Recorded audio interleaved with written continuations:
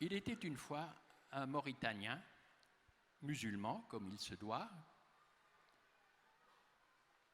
Une infiltration islamiste venue du nord, la Mauritanie se trouvant au sud du Maroc,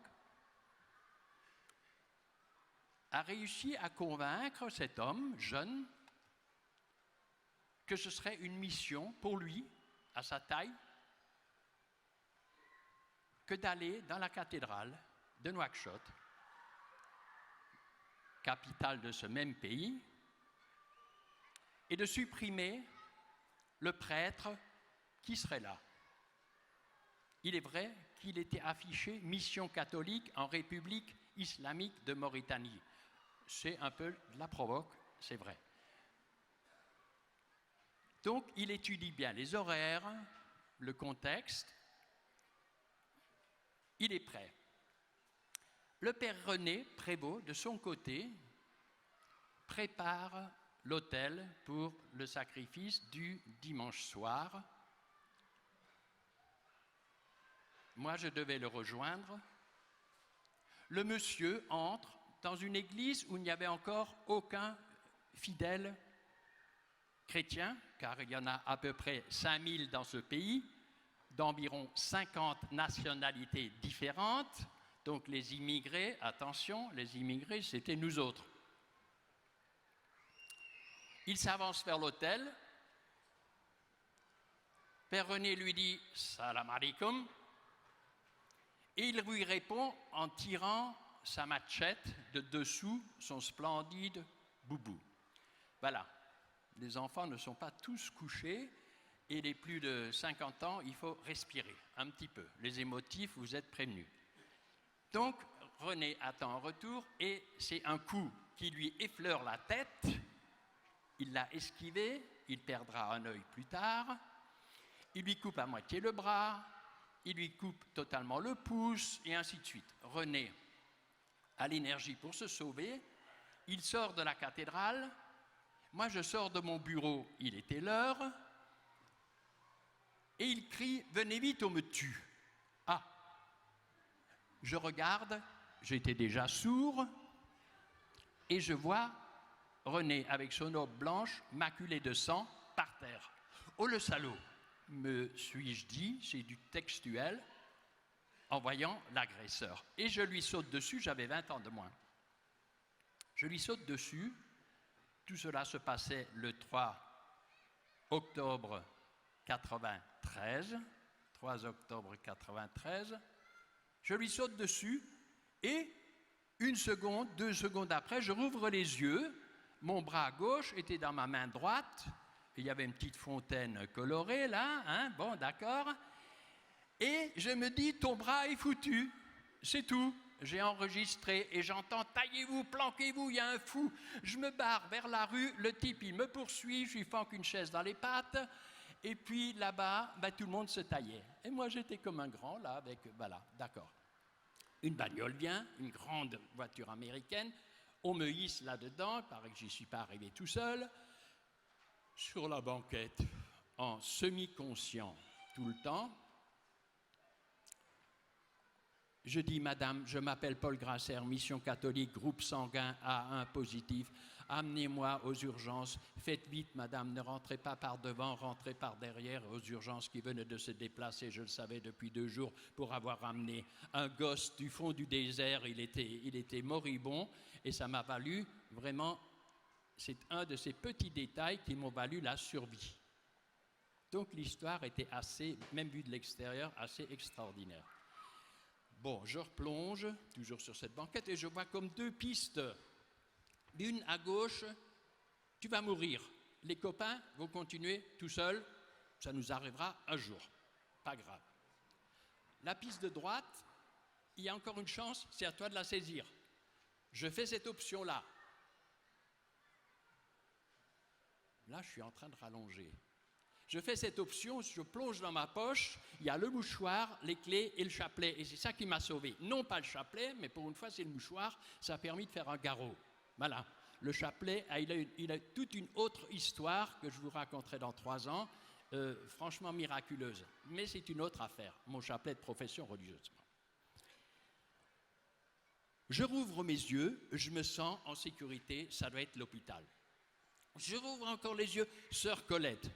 Sœur Colette, écoutez-moi bien. Sœur Colette, elle est visitable à la rue du Bac, aujourd'hui, à Paris. Écoutez-moi bien, j'ai 5 choses à vous dire. Et la 4e, c'est « on n'en veut à personne ». Dites-leur bien qu'on n'en veut à personne. Et 5e, qu'on n'en parle pas en France. Qu'on n'en parle pas en France. Après, bon, je suis parti pour un long voyage, car ils ont essayé de me rafistoler le bras.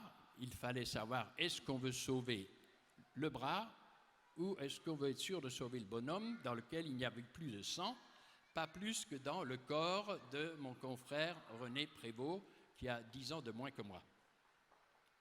Je fais tout de suite la parenthèse pour ne pas l'oublier, celle de l'agresseur. L'agresseur s'est arrêté, il a essayé de faire sa prière musulmane, la police prévenue par des autochtones, donc tout ça en milieu musulman, vient, le ramasse et l'amène au poste. Il est jugé, condamné à 2 ans et demi, il va en prison. La religieuse qui avait l'habitude de visiter la prison le voit. Vous voulez des fruits, des revues? Non, non, non, ma sœur, tout ça, tu peux le garder. Dis-moi une seule chose. Penses-tu qu'un jour, ils vont me pardonner? Et la sœur a pu lui dire, ils t'ont pardonné le jour même. 8 jours après, même scénario. Vous m'avez dit qu'ils m'ont pardonné. Êtes-vous sûr qu'ils ont pardonné? 2 ans et demi après, même scénario, il est libéré de prison. Sa première visite est pour qui? Pour l'évêque de Nouakchott. Avec traducteur, il dit, je sais qu'ils m'ont pardonné, mais pensez-vous qu'au fond de leur cœur, ils m'ont pardonné? C'était ça son souci principal. Il a été libéré sous condition de rester dans son village. Et son village ne l'a pas accueilli. Ce sont des grosses choses, hein? Le méchant, le bon. Hier, j'étais très heureux quand on a prié à la messe pour l'agresseur. Ça, on l'oublie. Moi, je prie toujours, ne soyez pas d'accord avec moi, je prie toujours prioritairement pour l'agresseur. Jésus a dit, c'est là où il y a le plus grand manque d'amour, c'est là qu'il faut aller en priorité. Je le fais d'autant plus sans scrupule.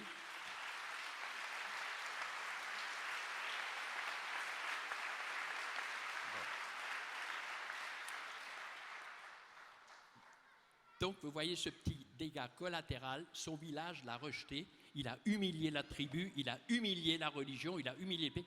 Ils n'ont pas reçu.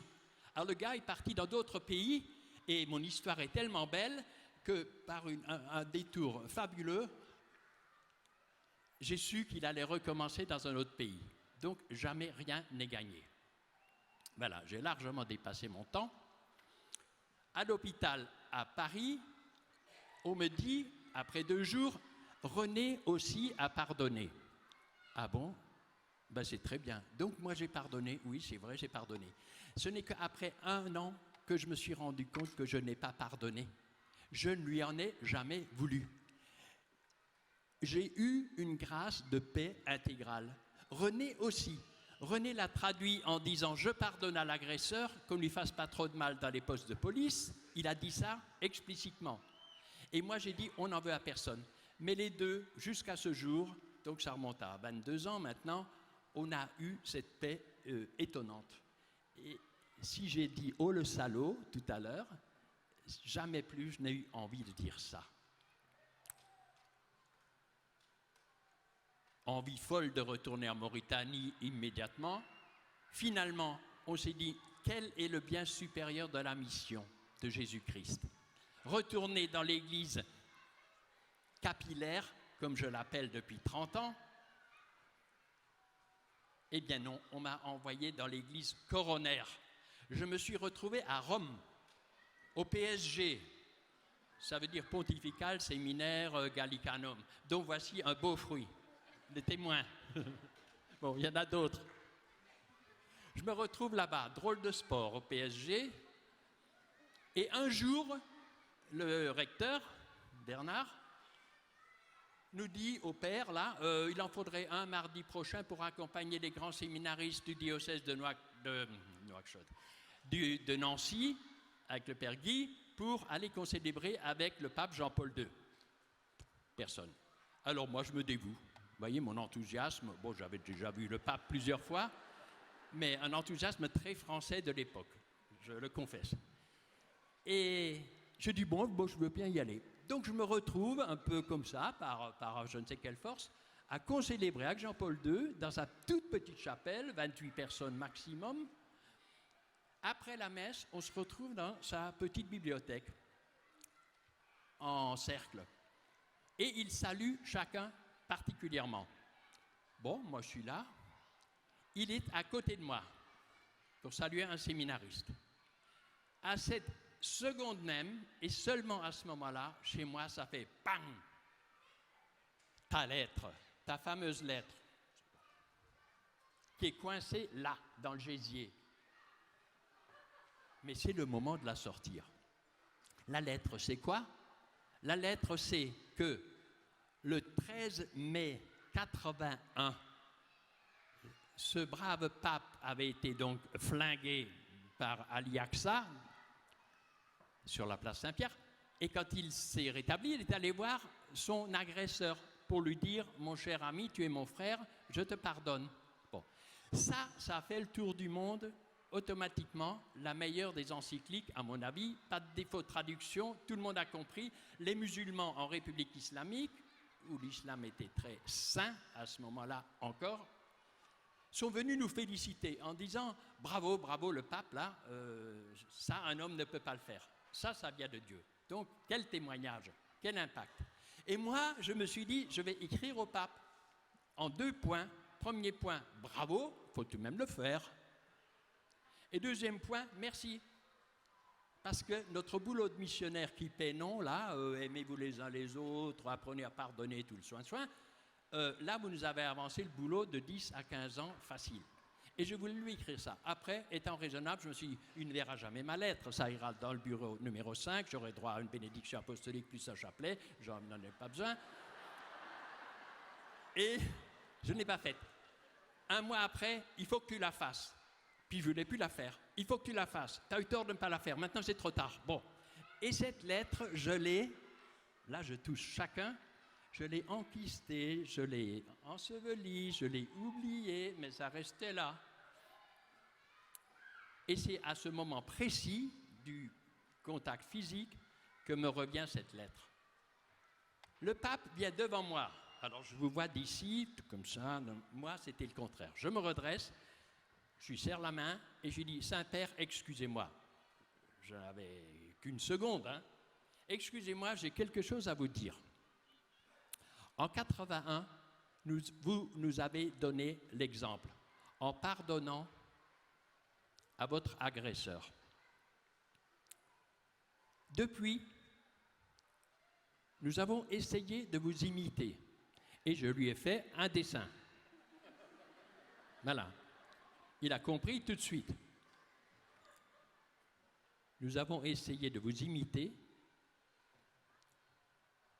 et je sais maintenant qu'il est facile de pardonner quand c'est un autre qui pardonne à notre place. Il est facile de pardonner quand c'est un autre qui pardonne à notre place. Jean-Paul II m'a pris la paluche, il me l'a serré comme ça, écrasé la main, il m'a dit « C'est la Providence qui écrit notre histoire. C'est la Providence qui écrit notre histoire. Amen. Alléluia. »